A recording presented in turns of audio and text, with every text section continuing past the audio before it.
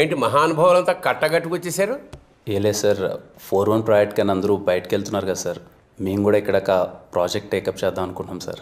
ఏం ప్రాజెక్ట్ రోయ్? మా ఎస్ఆర్ కళ్యాణ్ అనుపం ఉంది కదా సార్, అది రీఓపెన్ చేసి పెళ్ళిళ్ళు చేద్దాం అనుకుంటున్నాం సార్. ఏంటి నిజంగానే? మేమంతా బిజినెస్ మైండ్ సెట్స్ కదా సార్, సో బిజినెస్ చేద్దాం అనుకుంటున్నాం. అవునరా, ఇంతకీ నువ్వు ఎన్నో ఇయర్ చదువుతున్నావు? 6th year. 6th year. ఇంకా ఎన్నేళ్ళు చదువుదాం అనుకుంటున్నావు నాయన? అంటే ఇది వర్కౌట్ అవుదనే బిజినెస్ చేద్దాం అనుకుంటున్నాం. బిజినెస్? నా ఇన్నేళ్ళ ఎక్స్పీరియన్స్లో మీ అంత ఎదవలు నేను చూడలేదురా. మీరు కాలేజీ నుంచి వెళ్ళిపోతానంటే ఆనందించేది ఫస్ట్ నేనే. ఎందుకంటే మీ నలుగురు వల్ల కనీసం 40 మంది చెడిపోకుండా ఉంటారు. ఎరా కళ్యాణ్, నిజమేనా? మీరు మరీ అలా అడిగితే ఏం చెప్తాం సార్. సరే, మీ చావు మీరు చావండి, వెళ్ళండి. ఒరే, ఈసారి కూడా మీకు కాండినేషనరా? ఇక మాకు అంత అవసరం లేదులే.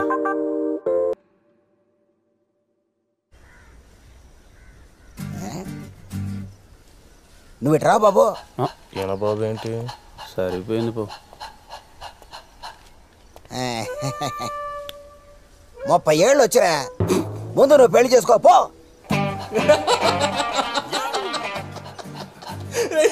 ఏనా బాబు ఏంటి?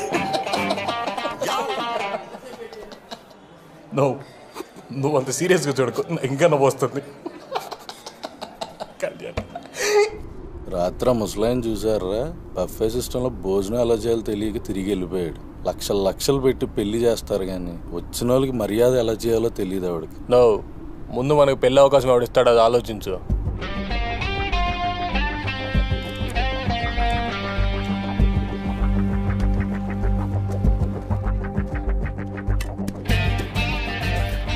పనికొచ్చే ఐడియా ఒక్కడ తట్టట్లేదేంట్రా? నాకు ఒక ఐడియా వచ్చిందిరా.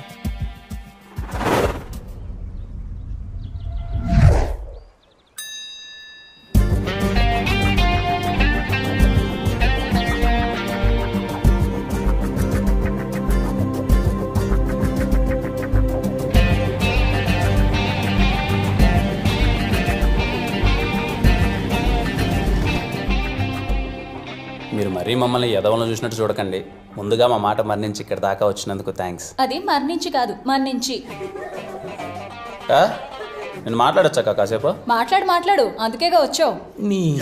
ఏందనితే ఇప్పటికే మీరు అందరూ అనుకుంటా ఉండొచ్చు నా కొడుకులు కాలేజ్ వదిలేసి బయటకు వెళ్ళి ఏం పని చేస్తున్నారా ఏంటి అని. మేమేం అనుకోలేదే. ఏం లేదు, మా ఎస్ఆర్ కళ్యాణ మండపంలో మేము పెళ్ళిళ్ళు చేద్దాం అనుకుంటున్నాం. రజనీ, నీ ప్రాబ్లం ఏంటి? నిన్నేం పెళ్లి చేసుకుంటాను లేదుగా. అయితే నాకేం పని, నేను వెళ్తా. అన్నా నువ్వు ఉన్నా స్వామి కాసేపు. అమ్మ రజని కూర్చోవా ప్లీజ్, కూర్చో. మీరే కాదులే, 20 ఏళ్ల కుర్రాళ్ళు పెళ్ళిళ్ళు చేస్తున్నారంటే బయట కూడా చూసి అందరూ నవ్వుతున్నారు. 20 ఏళ్ళేంటి, 24 ఏళ్ళు కదా ఆయనకి. నాకు అర్థమైంది మీరు బాగా మా మీద ప్రతీకారం తీర్చుకుంటున్నారని. దయచేసి కాసేపు నేను మాట్లాడేది వినండి. ఆ తర్వాత మీరు ఆడ దండం పెట్టమంటే ఆడ దండం పెడతా. ఎవరికన్నా నువ్వు వస్తే నువ్వు ఆపుకోండి ప్లీజ్. మీలో ఇక్కడ 90s మ్యారేజ్ ఎంతమంది గుర్తున్నాయి? అంటే చిన్నప్పుడు చూసింటారు కదా, మీ అత్త పెళ్ళో మీ మామ పెళ్ళో పెళ్ళి జరిగేటప్పుడు చూసింటారు కదా, ఎంతమంది గుర్తున్నాయి? నా దృష్టిలో పెళ్ళిళ్ళు అంటే అవి ఇప్పుడు జరిగేటి పెళ్ళిళ్ళు కాదు, అవి ఒక బర్త్డే ఈవెంట్ లెక్క తయారైపోయినాయి. నేను ఇంతకుముందు పెళ్ళికి వెళ్ళేటప్పుడు పెళ్ళికి వెళ్ళానా, బాగా కడుపు నిండా తిన్నానా, ఆడ అందమైన అమ్మాయిలు ఉన్నారా, సైడ్ కొట్టుకుంటానా, వచ్చేసానా అన్నట్టుండేది. ఎప్పుడైతే మేము కళ్యాణ మండపం టేకప్ చేసి పెళ్ళిళ్ళు చేద్దామని వెళ్ళామో అప్పుడు ఎలా జరుగుతున్నాయి పెళ్ళిళ్ళని చూస్తే ఒక్క పెళ్ళి అంటే ఒక్క పెళ్ళి మేము చిన్నప్పుడు చూసిన పెళ్ళిలా అనిపించలేదు. పెళ్ళిళ్ళన్నీ మారిపోయినాయి.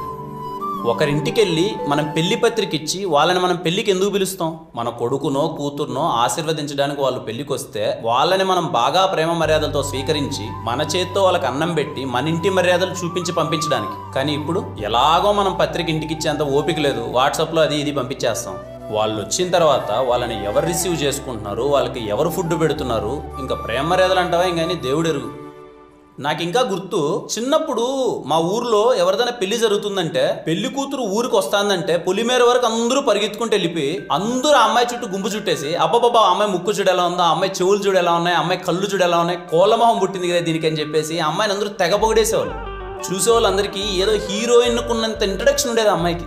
ఇప్పుడు పెళ్ళికి వెళ్తే పెళ్లి పీటల మీద ఉండే పెళ్లి కొడుకుని పెళ్లి కూతురుని చూసే ఓపిక ఎవరికి ఉంది? వచ్చామా రైట్ సైడ్ ఎల్సీడీ ఉందా లెఫ్ట్ సైడ్ ఎల్సీడీ ఉందా వాళ్ళని చూసామా వెళ్ళిపోయినామా అంతే. పోనీ తీరా చూద్దామని ఎవడన్నా అక్కడికి వెళ్దామంటే 10 మంది ఫోటోగ్రాఫర్స్ రెడీగా ఉంటారు. వాళ్ళు అక్కడికి వెళ్ళేంత వీలు కూడా ఉండదు. అలా తయారైంది. మీలో ఆది దంపతులు అంటే ఎంతమందికి తెలుసు? ఆది దంపతులు అంటే శివపార్వతులు అంటారు. నాకు కూడా మొన్ననే తెలిసింది. అంటే పెళ్లి జరిగేటప్పుడు పెళ్లిపీటల మీద పెళ్లి కొడుకు పెళ్లి కూతురు కూర్చుంటే వేలాది కళ్ళు వాళ్ళను చూస్తుంటే వాళ్ళకి శివపార్వతులు ఆవాహిస్తారంట. అందుకే పెళ్లి కొడుకుని పెళ్లి కూతుర్ని ఆది దంపతులతో పోలుస్తారు. ఇప్పుడంటే మా ఎస్ఆర్ కళ్యాణం అంటే అందరికీ చులకనైపోయింది. కానీ ఒకప్పుడు మా తాత 18 రోజులు యాగాలు చేసి మరీ కట్టాడంట ఎస్ఆర్ కళ్యాణ మండపం. అందుకే ఇప్పటికీ ఎస్ఆర్ కళ్యాణ మండపంలో జరిగిన ఒక్క పెళ్లి కూడా ఏ దంపతులు విడిపోలేదు.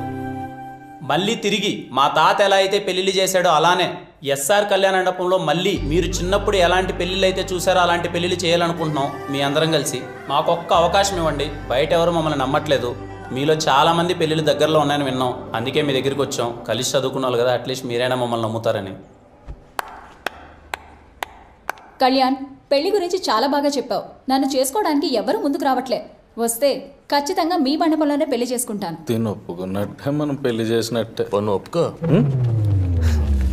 తీసుకున్నట్టు కాదు, ఖచ్చితంగా ఎవరెవరికి చెప్పండి. సరేనా? కీర్తి అప్పుడు నెంబర్ పంపు. ఏమో అనుకున్నా కానీ ఈ గ్యాప్లోనే చాలా బాగా అబ్జర్వ్ చేశారాను. కళ్యాణ్, ఏంటి నన్ను పట్టించుకోవడమే మానేసావు? తిన్నావా సింధు? ఇట్లా మాట్లాడే నా దృష్టిలో కుక్కవైనావు. అయినా తెలియక అడుగుతాను, మా నాన్నతో ఏంట్రా గొడవ? ఇప్పుడు మీ నాన్న గురించి ఎందుకు లేసిందో? చాలా రోజుల తర్వాత కలిసాం. మన గురించి అన్న మాట్లాడు. మన గురించి మాట్లాడడానికి నీకు నాకు ఏముంది? ఏం లేదు. ఏమీ లేదా? ఏమీ లేదు. ఇదే విషయం కాలేజ్లో అందరికీ చెప్పాయి. నేను ఎవరినో ఒకటి తగులుకుంటా. అసలే వాళ్ళు వీళ్ళు నేనేదో నీ లవర్ అనుకుంటున్నారు.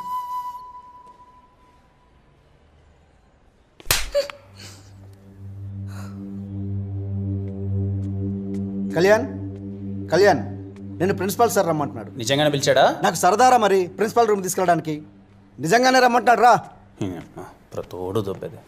వాళ్ళు వీళ్ళు అనుకోవడం కాదే నువ్వు నా లవర్ అని. ముందు నువ్వు అనుకో, అంతా సెట్ అవుతుంది. చిన్న పనిలో అన్నా మళ్ళీ వచ్చి నేను వెనకాల కుక్కలా పడతా.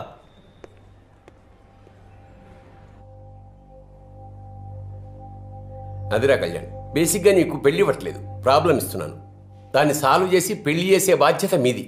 చేస్తారా? చేస్తాం సార్. మరోసారి ఆలోచించుకోండి. చేస్తాం సార్.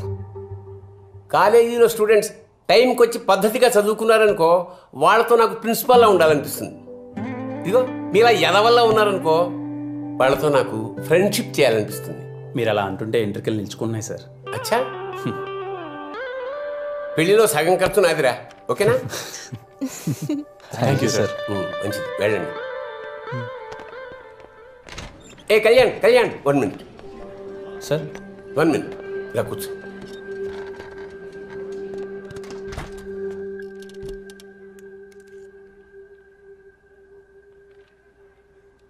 నా పెళ్లి కూడా మీ కళ్యాణ మండపంలోనే అంగరంగ వైభవంగా జరిగిందిరా. ఇంకా ఎన్నో పెళ్ళిళ్ళు అక్కడ జరగాలి. మీ కళ్యాణ మండపానికి పూర్వ వైభవం రావాలి. నువ్వే చేయాలరా, నువ్వే చేయగలవు. All the best. తప్పకుండా సార్.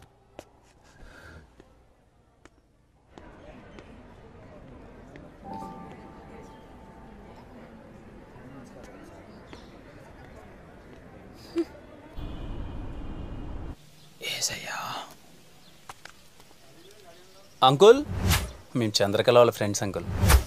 చెప్పండి బాబు.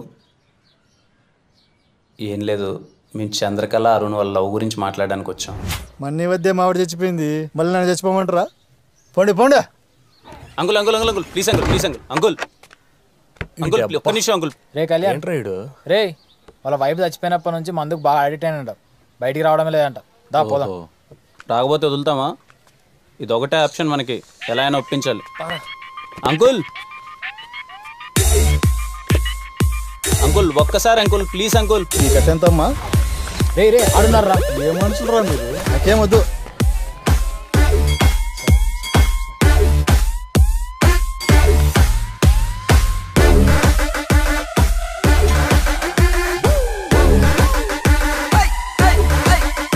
అంకుల్ పనికి మళ్ళీ నా కొడుకులారా పొద్దున్నే పని పడలు లేకుండా కాలేజీకి వెళ్ళకుండా నా చుట్టూ తిరిగితే వస్తుందిరా పిచ్చ నా కొడుకులారా.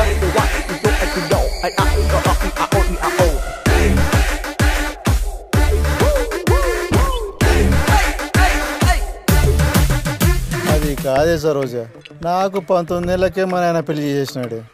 ఇంకో 19 ఏళ్ళకి నువ్వు చచ్చిపోయినావే. 38 ఏళ్ళకి నన్ను ఎవడు దొక్కుమంటావే. ఇంకా పెళ్లి వయసు కూడా రా నీ కూతురికి. అప్పుడే పెళ్లి సంబంధాలు వస్తున్నాయే. చాలా ఎమోషనల్గా ఉన్నట్టున్నాడు బ్రో. అరే ఏదైనా ఎక్కే మంది ఉంటే తాగలేటండేడా.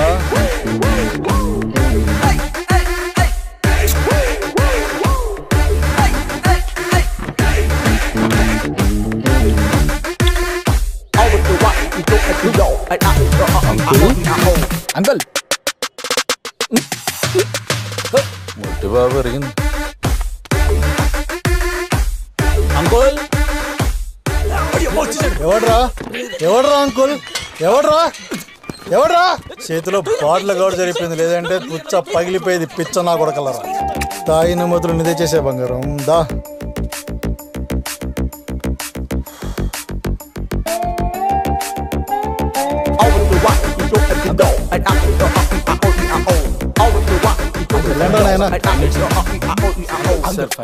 ఒక్క 5 minutes uncle, please uncle. Uncle ఇలా నేను చెడున్నాడు.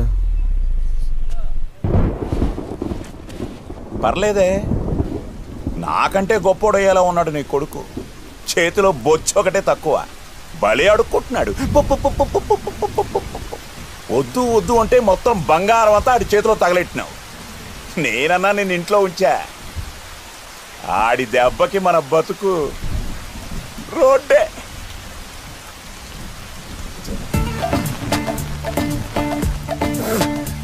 మీ అమ్మ కడుపులు మాడా.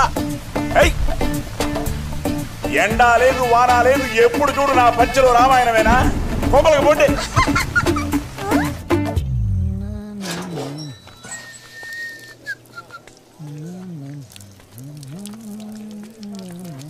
అంకుల్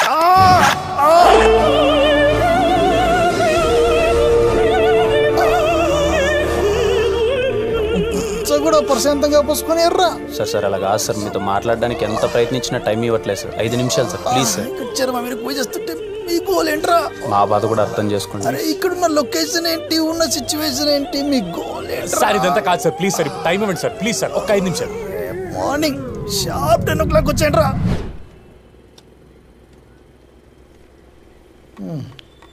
10 గదిలారా మంది మిమ్మల్ని. మీ మీద నమ్మకం లేక ఈ శ్రద్ధ ఏదో చదువు మీద పెట్టింటే ఏ పార్టీ కలెక్టర్ అయిపోయేవాడు. అవును అంకుల్. అవ్వకూడదా? సరే చెప్పి తగలండి, ఏదో చెప్తారు కదా. ఎమోషనల్ పార్ట్ వీడిది అంకుల్. మిమ్మల్ని కొంచెం ఇబ్బంది పెట్టినందుకు క్షమించండి సార్. మీ భార్య చనిపోయిన తర్వాత మీరు ఎంత ఒంటరితనాన్ని అనుభవిస్తున్నారో అర్థమవుతుంది సార్. ఇంట్లో కూతురుంటే ఎక్కడ అన్ని పనులు తనే చేయాల్సి వస్తుందని తనను కూడా హాస్టల్లో పెట్టి మరీ చదివిస్తున్నారు సార్ మీరు. అలాంటిది ఓ అనాథకి మీ కూతుర్నిచ్చి పెళ్లి చేయాలంటే మీకు నచ్చదని అర్థమవుతుంది సార్. కానీ వాళ్ళు ఇంతగా ప్రేమించుకుంటారని మేము కూడా అనుకోలేదు సార్. 3 yearsగా చూస్తున్నాం సార్ వాళ్ళని. ఒకరినొకరు చాలా ఇష్టపడుతున్నారు సార్. ఇక అరుణ్ గురించి అంటారా, మా కాలేజీలో ఫస్ట్ జాబ్ వచ్చింది వాడికే సార్. చాలా మంచివాడు సార్. లేని భార్యను తలుచుకుంటూ మీరు రోజు ఒంటరితనాన్ని అనుభవిస్తున్నారు సార్. ఆ బాధ మీ కూతురుకొద్దు సార్. ఈ మాట చెప్తే మీకు కొంచెం ఎటకారంగా అనిపించచ్చేమో, వాళ్ళకి మేము ఉన్నాం సార్. నా కూతురు కూడా చెప్పలేదు కదా ఇంతగా ప్రేమించుకుంటున్నారని. మీ అమ్మాయి మీకేం చెప్పలేదా? అరుణ్ జస్ట్ లవ్ చేస్తున్నాడు, అబ్బాయి అనాథ అని చెప్పింది అంతే. 3 ముక్క చెప్పలే. లేడీస్ కదా, ఫాదర్స్ దగ్గర ఎక్కువ ఓపెన్ అవర్లే. నాయన తాగబోతు కదా మనసు లేదనుకుందేమో. తాగబోతులకే కదా ఆ మనసు ఉండేది. అవును అంకుల్. మీరు తాగుతారు కదా బాబు? అంకుల్. ఏ బ్రాండ్? అది ఇదని ఏం లేదు అంకుల్, బడ్జెట్ను బట్టి. సర్లే, ఇప్పుడు ఏం చేద్దామో చెప్పండి. పెళ్లి చేద్దాం అంకుల్. టౌన్లో ప్రీతం కళ్యాణ మండపం బాగుంటుందంట కదా, బుక్ చేయమంటారా? మళ్ళీ ఏమైందయ్యా అలా అయిపోయారు?